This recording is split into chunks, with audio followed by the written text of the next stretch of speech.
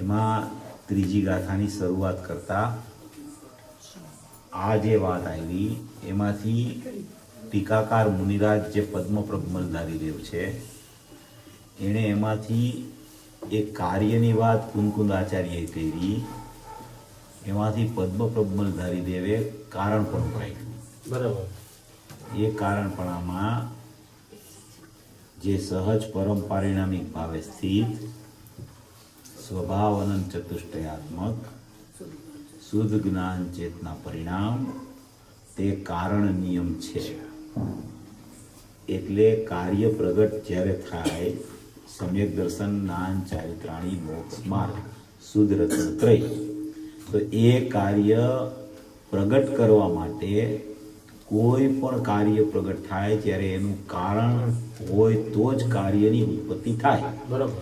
તો એવું કારણ પણ એક અંદરમાં સહજ પરમ પરિણામિક ભાવે સ્થિત સ્વભાવ અનંત ચતુષ્ટયાત્મક, સહજ પરમ પરિણામિક ભાવે સ્થિત એટલે ત્રિકાળી દ્રવ્ય, સ્વભાવ અનંત ચતુષ્ટયાત્મક એટલે એના ગુણો અને એના શુદ્ધ જ્ઞાન ચેતના પરિણામ એટલે એની કારણ શુદ્ધ પર્યાય, આવું એક અખંડ ત્રિકાળી દ્રવ્યમાં એ પરિણામ પ્રગટ થવાનું કારણ પણ પડેલું છે. બરાબર. હવે એ પરિણામ પ્રગટ થવાનું કારણ પડેલું છે અને પરિણામ પ્રગટ એને થવાના છે. તો હવે એની વિધિ શું? એ વિધિમાં એમાં આચાર્ય ભગવાને 3 સ્ટેપ પાડ્યા. પહેલા જ્ઞાનથી વિધિ બતાવી, પછી શ્રદ્ધાની વાત લીધી અને પછી ચારિત્રની વાત લીધી. નિયમસારની શુદ્ધભાવ અધિકારની બધી ગાથાઓ 38 થી 55, પરમાર્થ પ્રતિકરણની ગાથાઓ, શુદ્ધુપયોગની ગાથાઓ અને આ જીવ અધિકારની કારણ શુદ્ધ પર્યાયની પણ ગાથાઓ, એમાં કારણ કાર્યની સંધિવાળી આ એક ગાથા છે, ત્રીજી ગાથા. બરાબર. અને અપૂર્વથી અપૂર્વ ગાથા, એમાં કારણ અને કાર્ય બેની સંધિ બતાવી છે કે કારણની કાર્યની સંધિ એટલે શું. એમ કરીને એને કાર્ય પ્રગટ થવા માટેની વિધિ કરતા એક વાત મૂકી છે જ્ઞાનની. જ્ઞાનની સૌથી પહેલી વાત લીધી છે, પછી શ્રદ્ધા લીધી છે, પછી ચારિત્ર લીધું છે. તો જ્ઞાનમાં એવી રીતે એને વાત મૂકેલી છે કે પરદ્રવ્યને અવલંબ્યા વિના, બરાબર, એટલે કે જ્ઞાનનું પરદ્રવ્યના અવલંબન લીધા વિના. હા. જ્ઞાન કેવું છે? પરલક્ષ અભાવાત ચંચલતા રહિતમ અચલમ જ્ઞાન. એટલે કે જ્ઞાન કદી પરનું અવલંબન લેતું નથી. એનો મતલબ કે જ્ઞાન કદી સ્વનું અવલંબન છોડતું નથી. પરનું અવલંબન લેતું નથી એટલે સ્વનું અવલંબન છોડતું નથી. એવો જ્ઞાનનો સ્વભાવ છે. તો પરદ્રવ્યને અવલંબાવેલા નિશેષપણે એટલે કે સંપૂર્ણપણે, નિશેષપણે એટલે સંપૂર્ણપણે સમસ્ત પ્રકારે પોતાના અંદરના યોગ શક્તિમાંથી ઉપયોગની ઉપાદેયતા જે પ્રગટ રૂપે થાય એને ખરેખર જ્ઞાન કહેવામાં આવે છે. એવી વ્યાખ્યા એને જ્ઞાનની બાંધી. પરદ્રવ્યને અવલંબા વિના નિશેષપણે એટલે કે સંપૂર્ણપણે યોગ શક્તિમાંથી ઉપાદેય જે ઉપયોગ થાય એને ખરેખર જ્ઞાન કહેવામાં આવે છે. એનો અર્થ શું?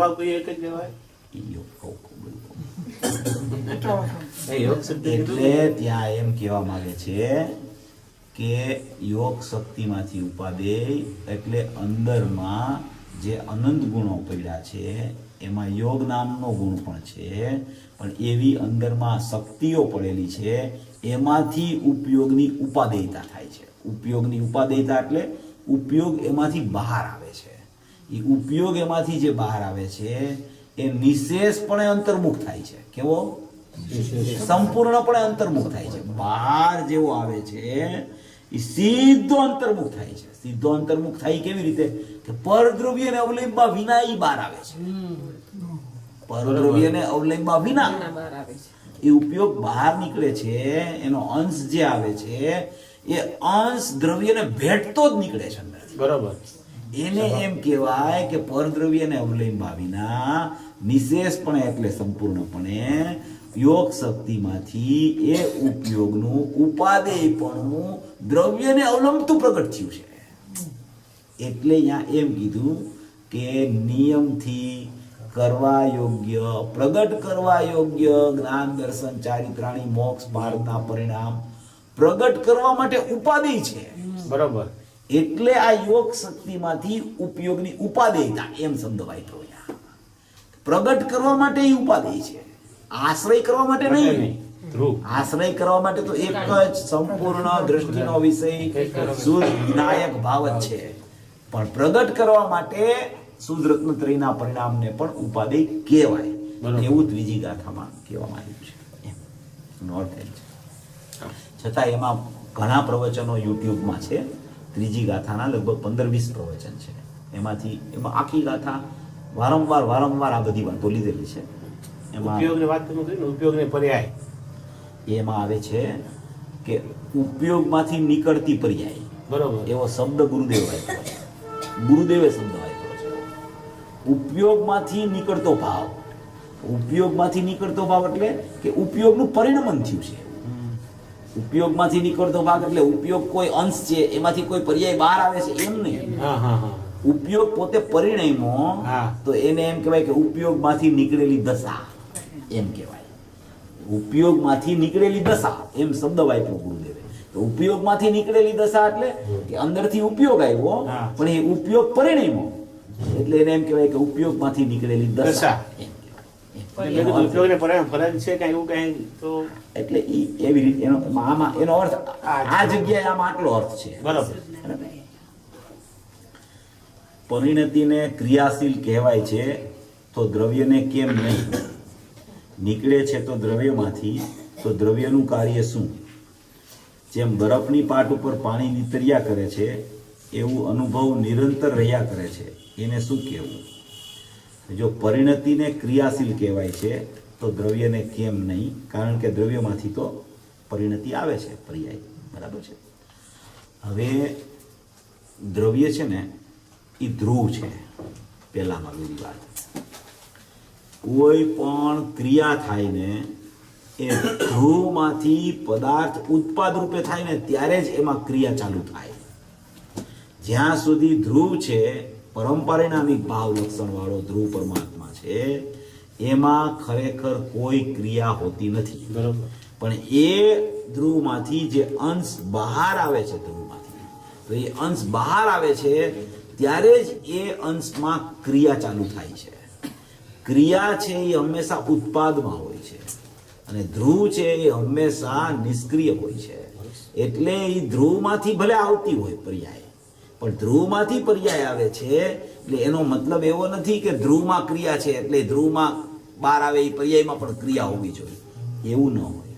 ઉત્પાદ થાય ત્યારે જ એમાં ક્રિયા એનું નામ લાગુ પડે છે. હવે એનો ન્યાય કે એમ કેમ છે? ધ્રુવમાં લાગુ ન પડે ને ઉત્પાદમાં કેમ લાગુ પડે?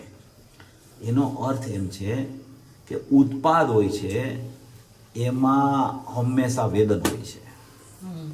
બીજો એનો અર્થ એ છે કે ઉત્પાદમાં નિમિત્ત નૈમિત્તિક સંબંધ લાગુ પડે છે. ત્રીજો અર્થ એ છે કે ઉત્પાદમાં એક ષટકારકની ક્રિયાશીલતા ચાલે છે. અંદર ઉત્પાદ થાય ત્યારે બરોબર નિમિત્ત નૈમિત્તિક સંબંધ પણ હોય છે, ક્રિયા પણ એમાં ચાલે છે ષટકારકની, અને એ ઉત્પાદમાં નિયમથી વેદન હોય છે. યા તો એમાં નિરાકુરતાનું વેદન હોય યા તો એમાં આકુરતાનું વેદન હોય. વેદન હંમેશા ઉત્પાદમાં હોય. બરોબર. આત્મા અવેદન છે. બરોબર. માટે આત્મામાં ક્રિયા નથી અને ઉપયોગ પ્રગટ થાય છે, પરિણામ પ્રગટ થાય છે, એમાં ક્રિયા હોય છે. જેમ બરફની પાટ ઉપર પાણી નીતર્યા કરે છે એવો અનુભવ નિરંતર રહ્યા કરે છે, એને શું કહેવું? જો આ હંમેશા દ્રષ્ટાંત હોય ને, એ દ્રષ્ટાંતથી આપણે બધી જગ્યાએ દ્રવ્યને સમજવાનો પ્રયત્ન ન કરવો. દ્રવ્યને સમજવા માટે દ્રષ્ટાંત આપવામાં આવે છે, દ્રષ્ટાંતથી દ્રવ્ય નથી સમજવાનું.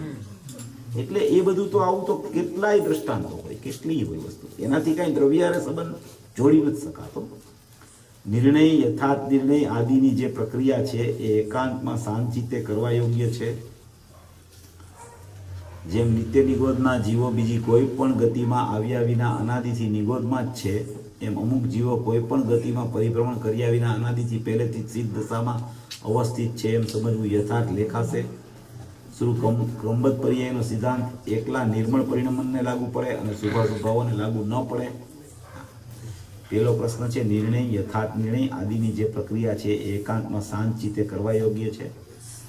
એકાંતમાં શાંત ચિત્તે થતી હોય તો એ ઉત્કૃષ્ટ છે, કારણ કે શાંત ચિત્ત હોય, એકાંત હોય, બહારના વિકલ્પોની મંદતા હોય, એવી જગ્યાએ જ્યારે નિર્ણય અને યથાર્થ નિર્ણયની ભૂમિકા જો ઊભી થાય તો એમાં એ નિર્ણયને સમ્યક થવામાં લાંબો કાળ લાગતો નથી.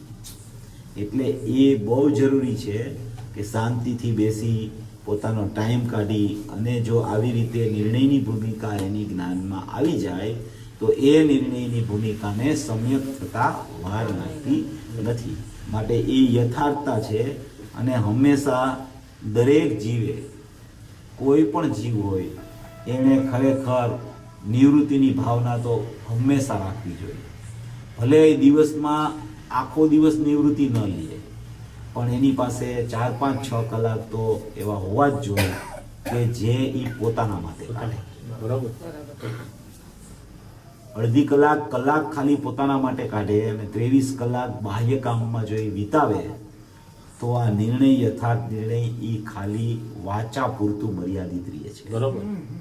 એટલે નિયમથી જીવને ગુરુદેવ જેમ કહે છે ને એવી રીતે સ્વાધ્યાય, ચિંતન, મનન, એકાંત એ બધી વસ્તુ તો એને હોવી જ જોઈએ. જે જીવને ખરેખર તત્પરતા લાગી હોય, જેને ખરેખર આત્મદર્શન કરવાની અંદરથી ભાવના ઉઠી હોય કે મારે આત્મા વગર હું જીવી નહીં શકું, મારે આત્મા અભાવમાં લઈને જ અહીંથી વિદાય કરવી છે, એવી જેને ભાવના અંદરથી આવે તો એને નિવૃત્તિ વગર આ કાર્ય થઈ શકતું નથી. એટલે પહેલામાં પહેલી જરૂરિયાત પોતાના બાહ્ય જે કાંઈ સંયોગોમાં આળોટવાની જે વિધિ ચાલતી હોય ત્યાંથી પહેલામાં પહેલા એના ઉપયોગને એને સંકોચી લેવો જોઈએ. એને ત્યાંથી બહારથી હટાવી અને ઉપયોગને પહેલા ઉપયોગમાં લઈ આવવો જોઈએ. ઉપયોગને ઉપયોગમાં એટલે જ્ઞાનના અંશને જ્ઞાનમાં પહેલા લઈ આવે, જ્ઞાયકમાં પછી ભલે જાય, પણ પહેલા એને બહારથી સંકેલી લે. એની માયાજાળ એ ચાલતું હોય પણ લિમિટ કરે. શ્રીમદ રાજચંદ્રજી તો કહે છે કે આજીવિકાનું સાધન મળી જાય તો પછી આ બધી પ્રવૃત્તિમાં અટકવું નહીં, વિકલ્પો જાજા ન કરવા. એટલે એ પહેલામાં પહેલી શરત છે આ માર્ગની. આ માર્ગમાં જેને ચિંતન, મનન, નિર્ણયની ભૂમિકા, એકાગ્રતા કરવાનો જેને પ્રયત્ન ચાલતો હોય એને ખરેખર નિવૃત્તિ 2, 4, 5, 6 કલાક હોય ને હોય જ. અને એ ન હોય અને આખો દિવસ બાહ્ય પ્રવૃત્તિ ચાલતી હોય તો નિર્ણય ન આવી શકે. બરાબર. એટલે એ કોઈની ઉંમર ઓછી હોય કે વધારે હોય એની સાથે અહીંયા કાંઈ સંબંધ નથી. આપણે તો આપણા આત્મકલ્યાણ માટે નિવૃત્તિની ભાવના હોવી જ જોઈએ. અને એ હોય તો આ નિર્ણય છે ને શાંત ચિત્તે એકાંતમાં બેસીને તરત થઈ શકે છે, એમાં વાર લાગતી નથી. બરાબર. આ નિગોદના જીવની ને સિદ્ધના જીવની વાત છે. આ પ્રશ્ન મારી પાસે આ લગભગ 25મી વખત આવ્યો છે, એટલે હું એનું સમાધાન આજ પાછું કરું છું. ત્યાં જે વાત કરવામાં આવે છે કે અનાદિના સિદ્ધો છે, જેમ અનાદિના નિગોદના જીવો છે એમ અનાદિના સિદ્ધો છે, એ જે ચર્ચા આવી છે, પહેલા તો મારો પ્રશ્ન એ છે કે એનાથી પ્રયોજનની સિદ્ધિ શું છે? બરાબર. આ તો પ્રયોગક્ષમ વિષય છે. પ્રયોજનની સિદ્ધિ આમાં કાંઈ થાય છે? મતલબ જ્ઞાનનો વિષય છે. તો પછી આપણે એનું કામ શું છે? बराबर। प्रश्न ऐसा है कि जैसे नित्य निगोद का जीवो दूसरी कोई भी गति में गया बिना अनादि से निगोद में है, हिंदी में बोलता हूँ, ये गुजराती में है। ऐसे अमुक जीवो कोई भी गति में परिभ्रमण किए बिना अनादि से प्रथम से ही सिद्ध दशा में अवस्थित है। जैसे कि वो संसारी नहीं थे और सिद्ध ही है प्रथम से, ऐसा। तो ऐसे समझना यथार्थ है, ऐसा प्रश्न आया है। इसका खुलासा गुरुदेव ने अभी नियम सार के प्रवचन में भी एक जगह आया है। गुरुदेव ने बोला है अनादि का सिद्ध है, समय सार सिद्धि में भी आया है अनादि का सिद्ध है। पहला भाग में तो उसमें अपने को प्रयोजन क्या है इससे? हाँ पहले तो ये समझना चाहिए, बरोबर। जिसमें अपने प्रयोजन की सिद्धि होवे ऐसा विषय में अपना उपयोग को अपने को लगाना। जहां अपनी प्रयोजन की सिद्धि का कोई अर्थ ही नहीं हो उसमें अपना उपयोग को क्यों जोड़ना? बरोबर। अभी गुरुदेव ने बोला है वो स्वीकार कर लो, खत्म हो गई बात, बस, बस पूरा हो गया। नियम ऐसा है कि संसारी में से ही सिद्धपना आता है, संसार का त्याग करके सिद्ध होता है। अभी जगत कब का है? अनादि। गुरुदेव को प्रश्न किया कि जगत किसने बनाया? ईश्वर ने बनाया। नहीं, ऐसा ऐसा ऐसा आया सामने प्रश्न कि जगत को बनाया किसने? तो किसी ने बोला ईश्वर ने बनाया। गुरुदेव ने बोला कि ईश्वर ने कहाँ खड़ा रह के जगत को बनाया? ईश्वर ने किसने बनाया? ईश्वर ने कहाँ खड़ा रह के जगत को बनाया? तो जगत तो था।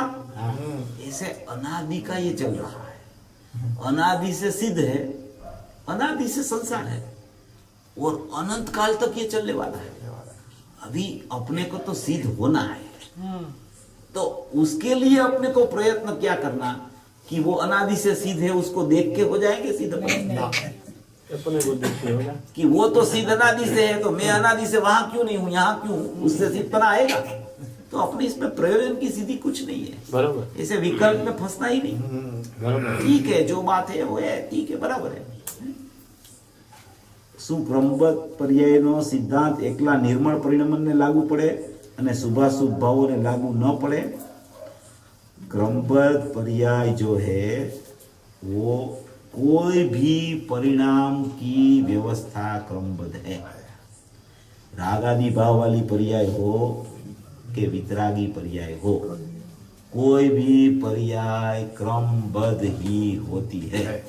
कोई पर्याय का क्रम कभी फिरता नहीं है, एक के बाद एक, एक के बाद एक, एक के बाद एक। गुरुदेव दृष्टांत देते हैं कि माला होती है ना, माला उसमें 108 मणका होता है। तो उसमें जिसका क्रम जब होता है तभी उसका क्रम आता है, उसमें कोई फेरफार हो सकता नहीं है। माने कि सभी पर्याय क्रमबद्ध ही है। राग आने वाला हो तो राग ही आएगा, वितरागता आने वाली हो तो वितरागता ही आएगी। अभी तो इसमें पुरुषार्थ क्या है? क्रमबद्ध है तो पुरुषार्थ क्या है उसमें? पुरुषार्थ बहुत है उसमें। क्रमबद्ध का स्वीकार का नाम ही पुरुषार्थ है। क्रमबद्ध का स्वीकार आता है कि पर्याय को फिराने का पुरुषार्थ चलता है। सब अपन अपन सोच लेना, उसी को पुरुषार्थ बोला जाता है। कुछ नहीं करना उसका नाम पुरुषार्थ है। कुछ नहीं करना, मात्र जानना, उसका नाम पुरुषार्थ है। ऐसा पुरुषार्थ चले तो क्रमबद्ध ऐसी ही पर्याय आवे कि सम्यक दर्शन की आवे। उसका क्रमबद्ध में ही ऐसा है क्रमबद्धपना कि जानने वाला रह जाऊं, करने वाला छूट जाए। मेरा स्वभाव करने वाला नहीं है और मैं मात्र जानना हूं, ऐसी ज्ञानपूर्वक दृष्टि हो जाए तो सहज में ही वहां पर्याय में क्रमबद्ध में वितरागता वाली पर्याय का क्रम चालू हो जाता है। बराबर। इसलिए पर्याय क्रमबद्ध है, उसको फिरा नहीं सकता है कोई, वो तो अनादि अनंत है। सभी पर्याय अंदर पारिणामिक भाव में पड़ी हुई है। कोई पर्याय ऐसी नहीं है कि जो पारिणामिक भाव में जैसी होने वाली हो ऐसी नहीं पड़ी हो। समझना आप, जैसी होने वाली है ऐसे ही अंदर पारिणामिक भाव में पड़ी है, उसको कोई फिरा नहीं सकता है। जब तक राग आने वाला है तो आएगा ही, और राग के बाद जब तक वितरागता आने वाली है शुरू होगी, जब तक आने वाली है तब तक वितरागता चलेगी ही। केवल ज्ञान जब होने वाला है तब होगा ही। सिद्ध दशा जब होने वाली है तो वो यहाँ पर्याय पड़ी है। वो सभी भवी जीव को उसका जो जो क्रम शुद्ध पर्याय का आने वाला है वो भी पड़ा है अंदर, और जितनी पर्याय व्यय होके गई है वो भी अंदर में पारिणामिक भाव में पड़ी है। तो सभी पर्याय अंदर में उसकी अनुस्यूति से गूंथी हुई अंदर में गुणों में विद्यमान है। वो पर्याय पर्यायपने नहीं है, पर्याय गुणपने है, गुणपने है, और वर्तमान पर्याय बाहर है। बराबर। वो निर्णय करती है कि ऐसा मेरा स्वभाव है। कोई पर्याय उसके क्रम में नहीं है, ऐसा नहीं है। सभी पर्याय क्रम सर क्रम बद आती है। जो द्रव्ये जो क्षेत्रे जो काले जो भावे जो भवे जो निमित्ते जो पर्याय जैसी होने वाली ऐसी होती है। मैं मात्र जानने वाला हूं, बस मेरा काम इतना ही है। पर्याय को देखना मेरा काम नहीं है, पर्याय को फिराना मेरा काम नहीं है। अभी उसको पता चल गया कि जैसी होने वाली है ऐसी होके आती है, तो फिर वो क्यों देखेगा उधर? बराबर है, स्वाभाविक दृष्टि। फिर उसकी दृष्टि द्रव्य में ही जाएगी। बराबर है। वो उसकी पर्याय निरपेक्षता से जैसी होने वाली ऐसी होती है। तो फिर मैं उसके सामने देखूं ही क्यों? मैं द्रव्य को ही देखूं ना, उधर ही मेरा ज्ञान और श्रद्धांत चला जाए ना। जब तक उसको फिराने की प्रवृत्ति चलती है तब तक उसको देखता है वो उसको देखना बंद करता है तो द्रव्य दिख जाता है। बराबर। वो जो 114 गाथा प्रवचन सार में आया है ना कि पर्यार्थिक चक्षु बंद कर और अकेला द्रव्यार्थिक चक्षु से अपने द्रव्य को देख, उसमें ये कहना चाहते हैं कि पर्याय को भी जानना बंद कर दे और द्रव्य को जानने में लग जा। उसका मतलब ऐसा नहीं है कि तू जानना, इसमें लिखा है ना, इसमें लिखा है ना कि शुभ की पर्याय शुभाशुभ भावों को लागू पड़े कि नहीं क्रमबद्धता। तो ऐसा उसका मतलब नहीं है कि शुभाशुभ भाव होते हैं उसको क्रमबद्धता लागू नहीं पड़ती है और शुद्ध भाव को क्रमबद्धता लागू पड़ती है। इसलिए शुभाशुभ भाव को तो मैं फिरा के शुद्ध बना सकता हूँ और शुद्ध पर्याय को तो मैं फिरा नहीं सकता हूँ। ऐसा होता है? सब पर्याय क्रमबद्ध है, कोई पर्याय का क्रम फिरने वाला नहीं है। अगर ऐसा हो ना शुभ भाव को कोई फिरा सकता हो तो मैं बोलता हूं कि वो सम्यक दर्शन क्यों करे, केवल ज्ञानी करे ना। सम्यक दर्शन की प्राप्ति क्यों करे, सीधा केवल ज्ञानी करे ना। वो तो ऐसा नहीं होता है। कोई पर्याय को कोई फिरा नहीं सकता है, कोई पर्याय किसी से फिर भी नहीं सकती है। वहां तक की बात आई, इंद्र नरेंद्र और जिनेंद्र भी उसको नहीं फिरा सकते हैं। अरियंत भगवान है ना, वो अरियंत पद पे क्यों खड़े रहते हैं, सिद्ध क्यों नहीं हो जाते? अरियंत भगवान है? उसको 4 घातिया कर्म का अभाव हो गया और परिपूर्ण शुद्धता प्रकट हो गई, भाव मोक्ष तो हो गया, तो फिर वो सिद्ध क्यों नहीं हो जाते? अगर उसमें शक्ति है पर्याय को फिराने की जीव में, तो वो सिद्ध क्यों नहीं हो जाते? क्यों रहते अरियंत पद पे? उसमें तो कितना सामर्थ्य है। ऐसा नहीं है, क्रमबद्ध है पर्याय। कोई पर्याय को कोई फिरा सकता नहीं है, पर्याय फिर सकती ही नहीं, सब क्रमबद्ध है। वो ऐसा जानना ना, उसको बोला जाता है पुरुषार्थ। क्रमबद्ध ही है, ऐसा विचार करना, ऐसा जानना कि मेरी पर्याय क्रमबद्ध है, और पर्याय को देखना बंद करना। क्रमबद्ध है फिर क्या देखना उसमें, तो द्रव्य पर दृष्टि चली जाती है, उसको बोला जाता है पुरुषार्थ। ऐसा ये हो गया। એમ બી પ્રશ્ન આવે ને કે કર્મપદ છે તો અજ્ઞાનીને આટલી વાર શુદ્ધ પર્યાય કેમ ના આવી, અશુભ પર્યાય આવી? क्रमबद्ध છે એને એટલે કર્મપદમાં તો બધું આવે ને, શુભ ને શુદ્ધ બી આવે ને એને. એનો કાળ આવે ત્યારે આવે ને, એનો સ્વકાળ આવે એટલે શુદ્ધ આવવા માંડે। એનો જ્યાં સુધી સ્વકાળ ન હોય ત્યાં સુધી શુભ ને અશુભ આવે। ત્યાં ઉપાદાન લકડી, આ એક ક્ષણિક ઉપાદાન છે, ક્ષણિક ઉપાદાન છે। અને એ બી પ્રશ્ન તો આવે ને કર્મપદ પર છે તો પછી એને તો પછી ગીત ચાલુ અજ્ઞાનીને કાયમ માટે જ રહે। પ્રશ્ન ઉભા થાય ને એ બહુ સારું। વિચારક જીવને પ્રશ્ન આવે અને કરી લેવા પ્રશ્ન 200, 500, 1000 જેટલા હોય એટલા, બરોબર। કાંઈ મૂંઝાવું નહીં। आज છેલ્લો દિવસ છે પૂછવું હોય તો પૂછી લો જે કાંઈ મૂંઝવણ હોય તો निकली जाए। अपने में अनंत शक्तियां हैं तो उसका परिणमन चालू है, तो सर्वज्ञ शक्ति भी है, उसका भी परिणमन किस प्रकार चालू? केवल ज्ञान बरत रहा है कहते, उसका क्या अर्थ है? अभी केवल ज्ञान बरत रहा है। ऐसा है कि वो श्रीमद राजचंद्रनी जी ने बोला है हाँ, कि मुख्य नैना हेतु ये वर्ते बरत है। है। वो मुख्य नई से बोला गया है। सर्वज्ञत्व शक्ति है, अनंत शक्ति है, उसका परिणमन चल रहा है, मगर शुद्ध परिणमन उसका अभी नहीं चल रहा है। जब तक अभिप्राय उसका सही नहीं होता है तब तक शक्ति का व्यक्त रूप परिणमन विपरीत चलता है, शुद्ध रूप नहीं चलता है। तो कुछ गुरुदेव शक्तियां हैं, कुछ शक्तियां हैं जिनका विपरीत चल रहा है, बाकी का शुद्ध चल रहा है, ऐसा कहते हैं। गुरुदेव ने ऐसा जो शक्ति का विवेचन किया है उसमें पूरी शुद्ध परिणमन की बात ली है, समझो आप। क्योंकि शक्ति होती है ना, वो कभी अशुद्ध परिणमन उसका नहीं हो सकता, मगर वो परिणमन बता के गुरुदेव ने उसमें बार बार बोला है कि शक्ति का परिणमन शुद्ध ही होता है, क्योंकि शक्ति शुद्ध है। बराबर है। मगर वो किसको परिणमन शुद्ध होता है? जिसकी दृष्टि द्रव्य ऊपर है, उसको परिणमन शुद्ध होता है। ऐसा ऐसे ऐसे ऐसे ही शुद्ध परिणमन ही होवे शक्ति का, तो सभी सम्यक दृष्टि हो जाए, कोई मिथ्या दृष्टि रहे ही नहीं। इसलिए होता है जिसका अभिप्राय द्रव्य पर चला गया, अभिप्राय में उसको पता चल गया कि मैं शुद्ध चैतन्य परमात्मा हूँ, मैं ज्ञायक देव हूँ, मैं भूतार्थ हूँ, अपरिणामी तत्व हूँ, ऐसा जिसको मालूम पड़ गया तो उसका लक्ष्य उधर चला गया। उधर लक्ष्य चला गया तो शक्ति का परिणमन में शुद्धता शुरू हो गई। ऐसे शक्ति का परिणमन अभी चल रहा है, वो शुद्ध चल रहा है, ऐसे नहीं होता है। ऐसे नहीं होता। એમ તો ભગવાન આત્મા જાણવામાં આવી રહ્યું છે ક્યાં આવે છે? हाँ, ये परोक्ष है, હા, એ જ ને. ये परोक्ष है, ऐसे प्रत्यक्ष नहीं है।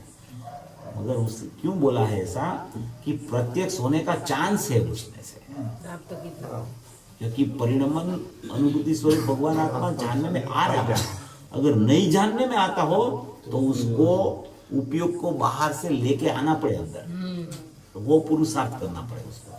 मगर सरलता से जानने में आ जाए ऐसा तो ज्ञान और नायक का सुमेल मौजूद है, ऐसा लिखा चाहिए। बराबर है। तो फिर तुझे क्यों प्राप्ति नहीं होती? हमें तो आश्चर्य होता है हाँ, ऐसा, इतना होने पर भी तुझे तेरा भगवान आत्मा मिलता नहीं है, हमें तो आश्चर्य लगता है ऐसा, इसलिए बोला।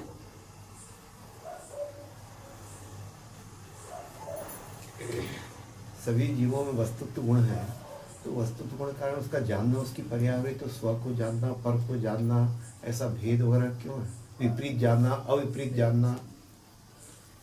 वो परिणमन जो होता है ना, वो परिणमन में अपने सटकारक की योग्यता से ये सब आता है।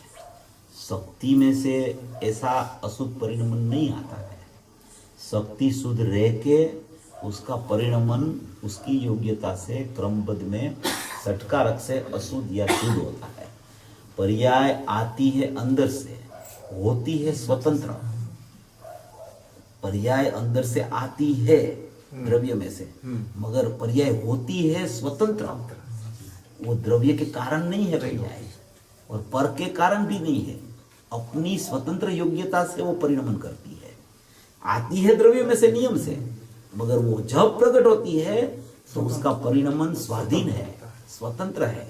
ना तो उसमें बाहर की कर्म की कोई अपेक्षा लागू पड़ती है, ना तो त्रिकाली द्रव्य की अपेक्षा लागू पड़ती है। वो निरपेक्ष सटकारक से उसका परिणमन होता है। वही परिणमन को आपको निमित्त नैमित्तिक से देखना हो तो द्रव्य से च्युत हो गई तो अशुद्ध पर्याय है, कर्म का उदय में जुड़ गई तो अशुद्ध पर्याय है। अभी द्रव्य की सन्मुख हो गई तो शुद्ध पर्याय है, कर्म का उदय का अनुदय हो गया तो शुद्ध पर्याय है। ऐसा भी देख सकते हैं। हाँ, मतलब पुरुषार्थ उधर है। बरोबर। પુરુષાર્થ સમજણનો છે, हाँ, यथार्थ समझ उसका नाम पुरुषार्थ है, और कोई पुरुषार्थ होता ही नहीं आत्मा में। यथार्थ अपने स्वरूप को जैसा द्रव्य गुण पर्याय का स्वरूप है ऐसा अपने ज्ञान में यथार्थ रूप से समझ में आ जाए, उसको बोला जाता है निर्णय। और वो निर्णय आगे बढ़ के दृढ़ होता होता होता वो निर्णय परिपक्व होके सविकल्प स्वसंवेदन में आके पक्का निर्णय बन जाता है, उसको बोला जाता है अनुभूति। तो शुरुआत निर्णय से होती है और पूर्णता अनुभूति में होती है। शुरुआत सम्यक दर्शन से होती है शुद्धता की, और पूर्णता सिद्ध दशा में होती है। ऐसा निर्णय इस प्रकार से अपने को ऐसे निर्णय कैसे पक्का करना चाहिए? ये निर्णय तो जैसा वस्तु का स्वरूप है ना, द्रव्य गुण पर्याय का, उसको यथार्थता से अपना ज्ञान में समझ में लेना चाहिए। और उसमें वास्तविक होने तो पहले द्रव्य गुण पर्याय का निर्णय आता है। द्रव्य शुद्ध है, उसके गुण शुद्ध है, उसकी कारण शुद्ध पर्याय शुद्ध है, ऐसा एक अखंड दृष्टि का विषय है। और उसकी पर्याय जो होती है वो पर्याय क्रमबद्ध योग्यता अनुसार षटकारक से निरपेक्ष होती है। सबसे पहले ये निर्णय होता है, उसके साथ में उसको निमित्त नैमित्तिक संबंध का ज्ञान भी वर्तता है। सबसे पहले इतना निर्णय आता है, वो निर्णय आने के बाद में उसका क्रम आगे बढ़ता है। वो ज्ञान का वो आगे बढ़ता वो द्रव्य तरफ उसका ज्ञान जाने लगता है। वो द्रव्य तरफ ज्ञान जाता है तो वो जीव यथार्थ निर्णय में आ जाता है कि मेरी यथार्थता, मेरा स्वभाव, मेरा स्वरूप तो ये नायक भाव है, वही है। ऐसा उसको एक यथार्थ निर्णय आता है। फिर वो पर्याय को याद नहीं करता है, फिर वहां चला जाता है। फिर पर्याय का विकल्प आता भी है, मगर वो विकल्प पर उसकी उपेक्षा चलती है। उपेक्षा रूप विकल्प आता है और उसकी अपेक्षा नायक तरफ चलने लगती है।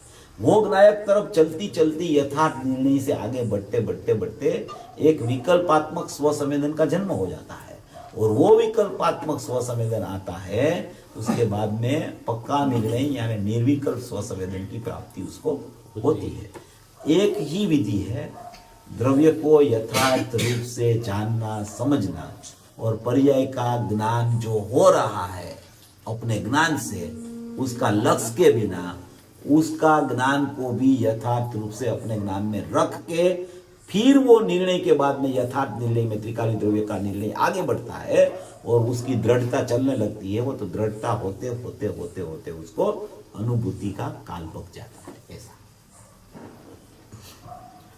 फिर इसमें वो 7 तत्वों का निर्णय की बात आती है। वो 7 तत्व का निर्णय जो है ना वो पहले हो जाता है।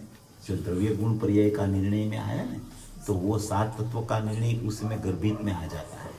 जैसे जीव अजीव पुण्य पाप आश्रव बंध सवन निद्रा मोक्ष, उसका निर्णय उसमें पहले आ जाता है। वो निर्णय तो सबसे पहले होना ही चाहिए जीव को। वो निर्णय नहीं होवे तो वो आगे ही नहीं बढ़ सकता है, वो तो पहले आता है। ભાઈ આજે મન જનિત અનુભૂતિ, પછી મન પામે વિશ્રામ, પછી દ્રવ્ય મન, ભાવ મન, ને ભાવ મન હોય ને દ્રવ્ય મન ન હોય, બધું જરા કન્ફ્યુઝિંગ થઈ ગયું, તો એ જરાક વધારે સમજાવો। एक्चुअली ऐसा होता है कि मन जो है ना, मन का बहुत कार्य है। ऐसा नहीं है कि मन चला जाता है इसलिए उसकी कोई कीमत नहीं है। 5 इंद्री जैसे है उससे ज्यादा कीमत मन की है, क्योंकि मन है ना उसमें एक ऐसी शक्ति है कि रूपी और अरूपी दोनों का निर्णय करने का सामर्थ्य मन में है। रूपी पदार्थ का भी वो निर्णय कर सकता है, अरूपी पदार्थ का भी उसमें निर्णय करने की सामर्थ्यता है। उसमें निर्णय करने की सामर्थ्यता है, इसका मतलब ये है कि ज्ञान में जब निर्णय होता है तो निमित्तपणे मन उस वक्त वहाँ हाजिर रहता है। इसलिए मन का संग है ना, वो भाव मन तो उसका केवल ज्ञान में चला जाता है और द्रव्य मन तो उसका सिद्ध दशा में चला जाता है। तो अभी ये अनुभूति का जब काल आता है तो उससे सबसे पहले तो मन के द्वारा वो निर्णय कर लेता है, मेरा शुद्धात्मा ऐसा है और ये पर्याय ऐसी चलती है, जगत का स्वरूप ऐसा है। ऐसा उसका मन के द्वारा निर्णय रूपी अरूपी पदार्थ का पहले ज्ञान में हो जाता है। और जब ज्ञान में उसका ये निर्णय आता है, यथार्थ निर्णय होता है, आगे बढ़ता है, तो वो मन तो तब तक चालू ही रहता है, मन चला नहीं जाता है कहीं। फिर जब उसका अनुभूति का समय आता है तब क्या होता है कि तब मन जो है ना वो विश्राम को पा लेता है, माने कि मन का संग छोड़ के ज्ञान ज्ञायक में अनुभूति करता है। मन का संग रख के ज्ञायक की अनुभूति ज्ञान में नहीं होती है, मन लब्ध रूप रह जाता है। माने कि वस्तु विचारत ध्यावते मन पावे विश्राम, रस स्वादत सुख उपजे अनुभव या को नाम। तो मन रहता है मगर मन लब्ध हो जाता है, माने कि अभी उसका ज्ञान का उपयोग उसके साथ में संयोग से जुड़ा नहीं है। बराबर। मन है, मन मरा नहीं है। मन का व्यापार कुछ समय तक, जब तक अनुभूति चलती है तब तक मन का व्यापार लब्ध रूप हो गया है, उपयोगात्मक नहीं है। जो उपयोग है वो उपयोगवान में चला जाता है, उपयोगवान की सम्मुख हो जाता है। तो निर्विकल्प स्व संवेदन जब तक चलता है तब तक मन लब्ध रूप रहता है, और बाद में जब वो सदुपयोग से ज्ञानी च्युत हो जाता है और फिर से वो ज्ञान उसका ज्ञायक को छोड़ के बाहर आता है, तो मन का संग फिर से शुरू हो जाता है। इस तरीके से अनुभूति और विकल्प, अनुभूति और विकल्प, जब जब अनुभूति होती है तब मन लब्ध रूप रह जाता है, और जब जब विकल्प में आता है तो मन का संग चालू हो जाता है। इसीलिए व्यवहार से ऐसा कहा जाता है कि मन द्वारा इस जीव को अनुभूति हुई, वो व्यवहार नहीं का कथन है। बराबर। व्यवहार से ऐसा बोला भी जाता है, क्योंकि मन वाला प्राणी नहीं होता है, उसको अनुभूति नहीं होती है। इसीलिए ऐसा बोला जाता है कि मन द्वारा इस जीव को अनुभूति हुई, वो व्यवहार का कथन है। ज्ञान द्वारा अनुभूति होती है, मन द्वारा नहीं होती है। क्योंकि अगर मन द्वारा अनुभूति होती हो तो सिद्ध में भी मन होना चाहिए, वहां मन मर जाता है। इसलिए संयोग में मन रहता है, अनुभूति में वो कुछ काम नहीं करता है, वो खाली रूपी अरूपी पदार्थ का निर्णय करता है। उस समय मन के द्वारा ज्ञान में निर्णय होता है, उस उतना अवलंबन है मन का, मगर वो अनुभूति का काल आता है तो मन का फांटा जहां होता है, ज्ञान का फांटा इधर से निकल के ज्ञायक में चला जाता है और मन लब्ध हो जाता है। ऐसा तो मन अरूपी को whatever જ્ઞાન में देखता है, तो बिकॉज ज्ञान अरूपी છે એટલે અરૂપી પદાર્થનો પણ નિર્ણય કરે મન, અને બહારના રૂપી પદાર્થ છે એનો પણ મન નિર્ણય કરી શકે છે। એમ મન તો અરૂપી જ હોય, મન તો દેખાય નહીં। અહીંયા 8 પાંખડી વાળું મન હોય, અહીંયા છે ને 8 પાંખડી વાળું દ્રવ્યમન, પણ એ મન દેખાય નહીં તમને, એ દેખાય નહીં। દ્રવ્યમન કે ભાવમન દ્રષ્ટિગોચર ન થઈ શકે, એનું કાર્ય જે આવે છે એની તમને ખબર પડે। તો આપણે જ્ઞાનીઓ દ્વારા, જ્ઞાનીઓની ને શાસ્ત્રોની આગમની જે પરંપરા આવી હોય એમાં જે રીતે ઉપદેશ આવ્યો હોય એ દ્વારા આપણને ખ્યાલ આવે। ભાવમન અને ક્ષેપ જ્ઞાનમાં શું અંતર? ભાવમન અને સંયોગ સંજ્ઞાન એટલે જ્ઞાન છે ને, જ્યારે મનના સંગ દ્વારા વર્તતું હોય ને ત્યારે એને ભાવમન કહેવાય, અને સંયોગ સંજ્ઞાન એ કહેવાય। એક જ છે। મન દ્વારા કોઈ પણ જ્ઞાન પ્રવૃત્તિશીલ થાય એટલે એને ક્ષયોપસમ વિકલ્પાત્મક જ્ઞાન કહેવાય, અને એને ભાવમન પણ કહેવાય। ક્ષયોપસમ જ્ઞાન નિર્વિકલ્પ પણ હોય અને ક્ષયોપસમ જ્ઞાન વિકલ્પાત્મક પણ હોય, એટલે વિકલ્પાત્મક ક્ષયોપસમ જ્ઞાનને ભાવમન પણ કહેવામાં આવે। તો ભાવમન હોય તો દ્રવ્યમન હોવું જ જોઈએ। હોય જ હોય। તો આજે થેતા વાત કરતા હતા, એમાં કીધું કે ભાવમન જ ખાલી હોય તો એ ભાવમન હોય એમાં જ્યારે ઈ કોઈ પણ અનુભૂતિની વાત ચાલતી હોય તો કાંઈ દ્રવ્યમનનો સંગ ન હોય, ભાવમનમાં જે પ્રક્રિયા ચાલે એ દ્રવ્યમનના સંગે ચાલતી હોય, નિમિત્તપણે દ્રવ્યમન હોય। હવે ભાવમનનો સંગ જ્ઞાનને છૂટી જાય ત્યારે દ્રવ્યમનનો સંગ ભાવમનને પણ ન હોય, ત્યારે તો એ જ્ઞાન આયા ચાલ્યું જાય, ભાવમન લબ્ધ થઈ જાય, ત્યારે તો પ્રક્રિયા જ બધી એવી થઈ જાય કે ઈ એનો વ્યાપાર જ બંધ થઈ જાય, ત્યારે નિમિત્ત નૈમિત્તિક સંબંધ ત્યાં પછી ન હોય એવી। આ સંગી પંચેન્દ્રિયને જે સમ્યક દર્શન થાય એમ કહેવામાં આવે છે, તો ત્યાં સમ્યક દર્શન થવાનું સંગી પંચેન્દ્રિય જીવનું શું કાર્ય? પાંચ ઇન્દ્રિય અને મનવાળો જે જીવ હોય એને સંઘની પંચેન્દ્રિય જીવ કહેવામાં આવે. અને મનવાળો જીવ જ ખરેખર અનુભૂતિ કરી શકે એવો સિદ્ધાંત છે. અને એવું આપણા આગમમાં પણ છે અને અનુભૂતિ કરવાવાળાને પણ એનો નિર્ણય છે. એટલા માટે સંઘની પંચેન્દ્રિય જીવ જ ખરેખર અનુભૂતિ કરી શકે. ને એટલે સમ્યક દર્શન થવામાં એનું શું કાર્ય ત્યાં મનનું? તત્વ વિચાર. કેમ કે સંગી પંચેન્દ્રિયને જ સમ્યક દર્શન થાય એમ કહેવામાં આવે. મન નિર્ણય કરી શકે ને. રૂપી અરૂપી પદાર્થનો નિર્ણય મન મન કરે. કરે. જ્ઞાન મન દ્વારા નિર્ણય કરે. મન ત્યારે નિમિત્તપણે ત્યાં હાજર હોય એટલે એટલું મનનું કામ છે. એ મેં પહેલા જ કીધું કે મન એવી વસ્તુ નથી કે જેમ પાંચ ઇન્દ્રિય છે એવી મનની કિંમત નથી. પાંચ ઇન્દ્રિયથી ઘણી વિશેષ મનની કિંમત છે. કારણ કે શ્રુત જ્ઞાનમાં જે નયોનો જે કાંઈ વ્યાપાર ચાલે છે અને નયોના વિકલ્પો પણ ચાલે છે એ બધું મન દ્વારા ચાલતું હોય છે. મતિ જ્ઞાનને મન સાથે સંબંધ નથી. શ્રુત જ્ઞાનમાં નયોના વિકલ્પ ચાલતા હોય છે. મતિ જ્ઞાન તો પાંચ ઇન્દ્રિયના વેપારમાં નિમિત્ત છે. એટલે મનની ઘણી કિંમત છે. એટલે આ હું ને એમ ભેદનાન કરવામાં કામ કરે છે ત્યાં મન. હા, કરે. તાર મન જ છે. આપણે ઓલામાં આવે છે કે સમ્યક દર્શન યત્ન સાધ્ય છે કે સહેજ સાધ્ય? એનું શું? સમ્યક દર્શન છે ને એ પેલા પુરુષાર્થથી નિર્ણય થાય છે જીવને, આત્માનો. અને એ નિર્ણય થતા જ્યારે એ નિર્ણય આગળ વધે છે ત્યારે સહજતાથી એને સમ્યક દર્શનની પ્રાપ્તિ થાય છે. એનો અર્થ આટલો છે.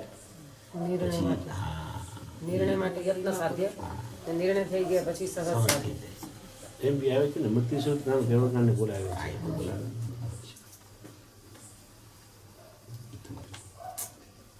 આ એક શબ્દ બપોરના તમે બોલેલા જે ધ્યેયપૂર્વક જે શબ્દ સાંભળ્યો છે એ શબ્દ ક્યારના યાદ કરે પણ એ શબ્દ શેનો? નથી ધ્યેયપૂર્વક ધ્યેય નિષ્ઠ કે કંઈક આ બપોરના પ્રવચનમાં આપણે એક શબ્દ બોલેલા ધ્યેય ધ્યેય નિષ્ઠ કે યાદ નથી એમ નહીં. ખ્યાલ નથી. એ ધ્યેય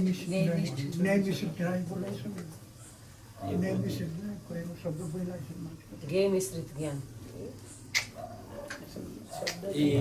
કેસેટ પાસે सर ये श्रुत ज्ञान ही केवल ज्ञान होता है, वो कट हो जाता है आगे केवल ज्ञान.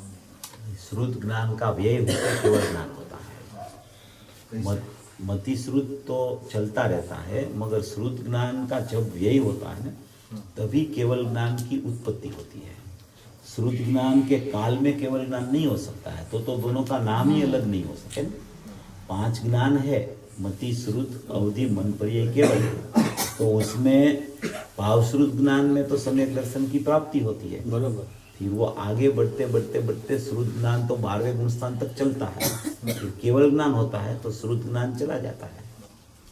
ये सब जो ज्ञान के नाम पढ़ते हैं ना, वो जानने की अपेक्षा से नाम होते हैं.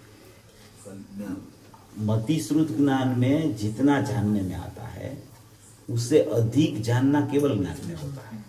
इसलिए जो कम जाने उसको मति श्रुत बोला जाता है और परिपूर्ण जाने उसको केवल ज्ञान बोला जाता है. तो जब परिपूर्ण जानने वाला ज्ञान उदित हो जाता है तो कम जानने वाला ज्ञान फिर नहीं रहता है. बराबर. इस अपेक्षा से श्रुत ज्ञान का व्यय और केवल ज्ञान का उपयोग ऐसा.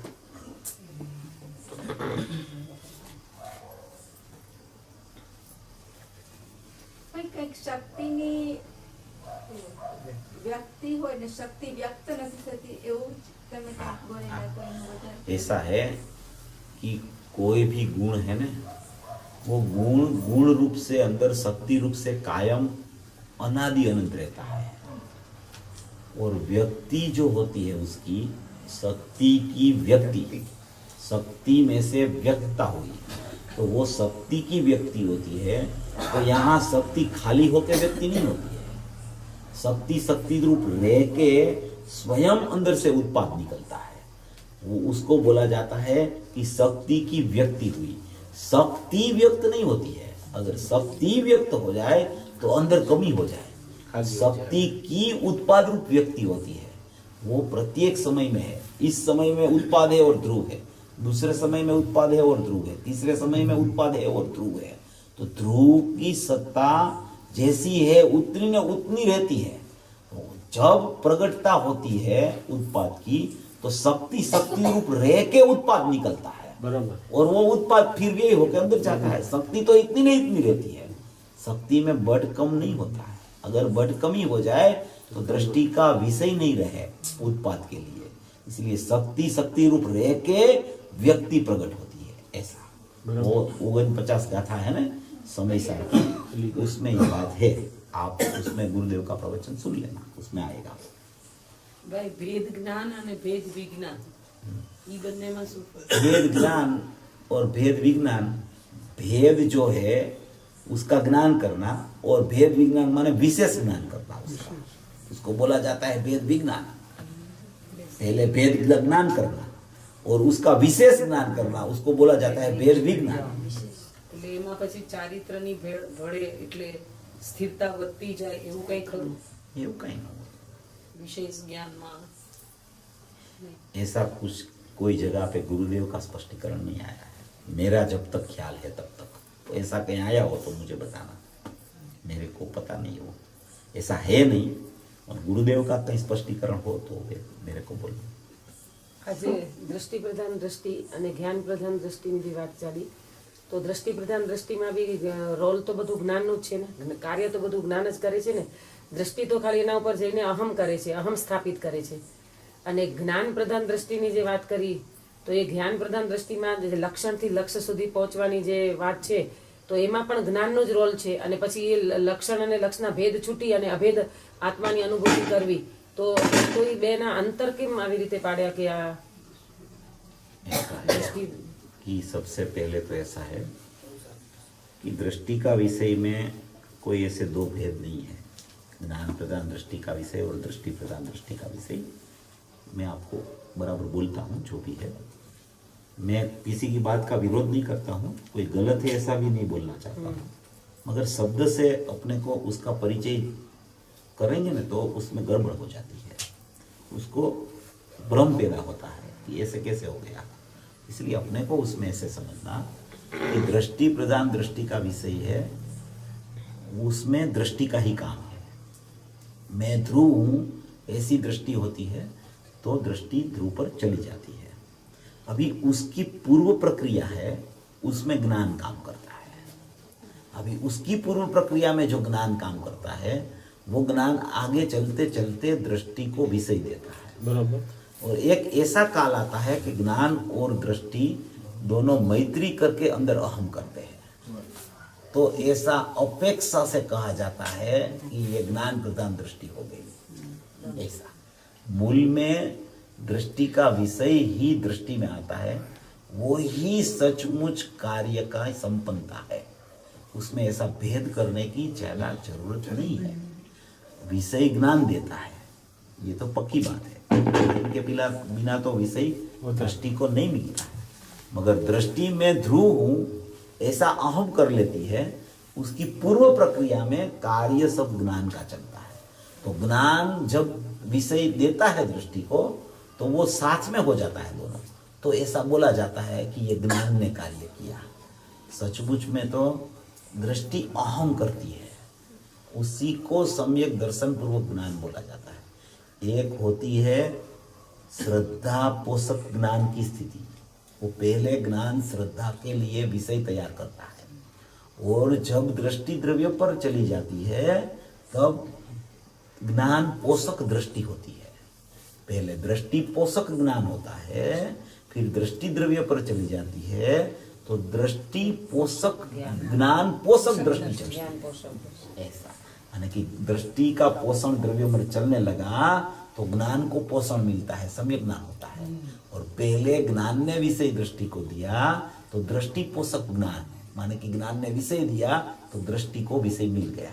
ऐसा तो ज्ञान पोषक दृष्टि और दृष्टि पोषक ज्ञान, ऐसी उसकी संधि है। उसमें वो जब शब्द आते हैं ना दूसरे दूसरे तो कंफ्यूजन होने का चांस है, जिसको कंक्लूजन न होता हो उसको समझ लेना, बाकी इस तरीके से उसका विचार करना तो ज्यादा अपने को भावभाषण होने का उसमें न्याय मिलेगा। कि गुरुदेव में ऐसी संधि करके बात नहीं आती है ना, इसलिए अपने को उसमें विकल्प खड़ा होता है, ये कैसे होगा, ये कैसे होगा, ये कैसे होगा, ऐसा इसलिए તમે આપણે પ્રવચન શર્મા કે એવું છે કે જગતમાં જ્ઞાનનો પર્યાય એક જ છે. તમે સોનગઢબાઈ લીધું હતું આપવાનો સ્વભાવ નાનો સ્વભાવ તમે જાણો એમાં તમે આ વિષય લીધો કે જગતમાં એક ગુરુદેવે કીધું કે નાની પર્યાય એક જ જગતમાં છે. ગુરુદેવ બોલ્યા છે वो 373 से 382 गाथा का 19वीं बार का प्रवचन है। બરાબર. वो जो भाई लेते थे ना गाथा 373 to 382, उसमें ये बात आई है।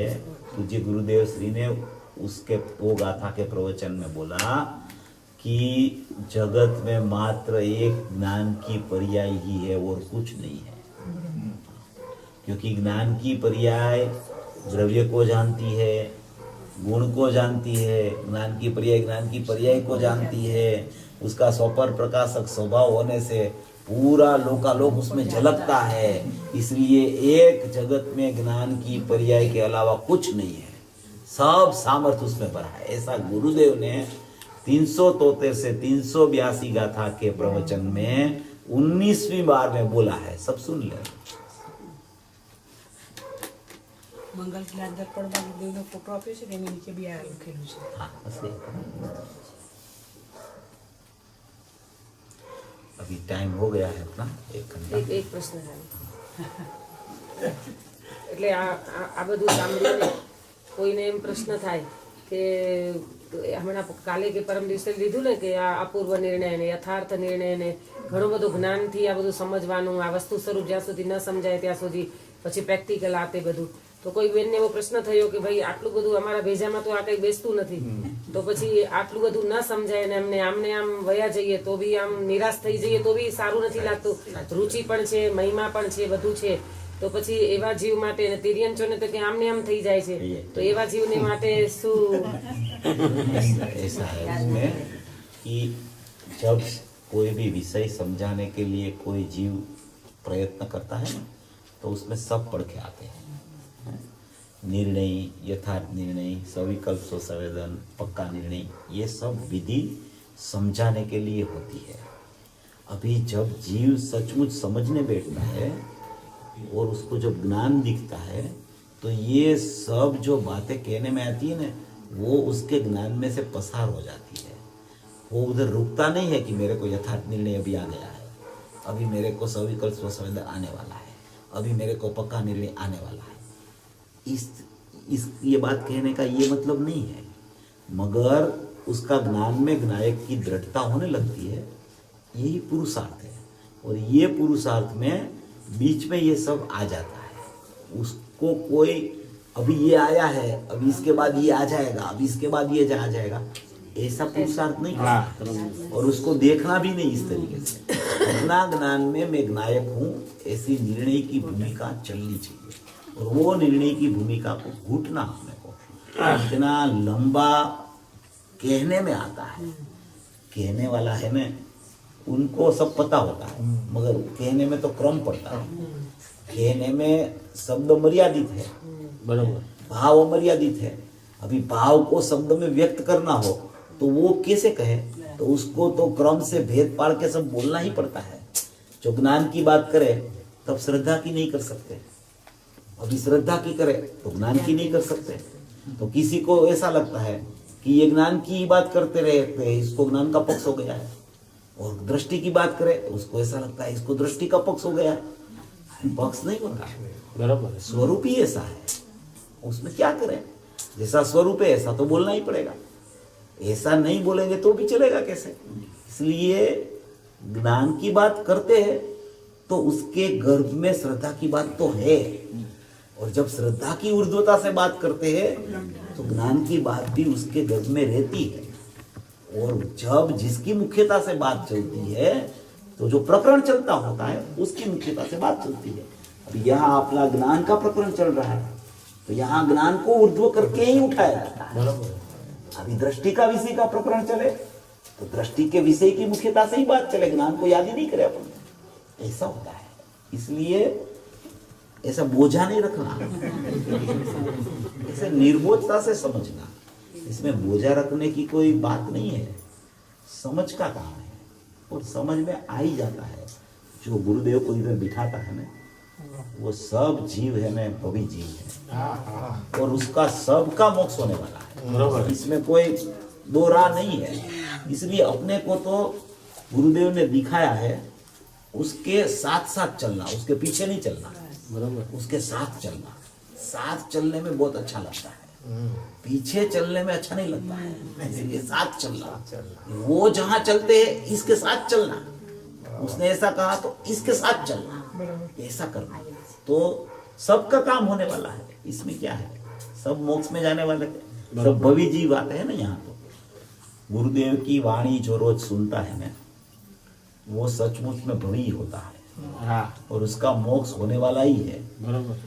गुरुदेव की वाणी 2, 4, 8 दिन सुन के चला जावे ना, तो उसकी योग्यता अभी पक्की नहीं है।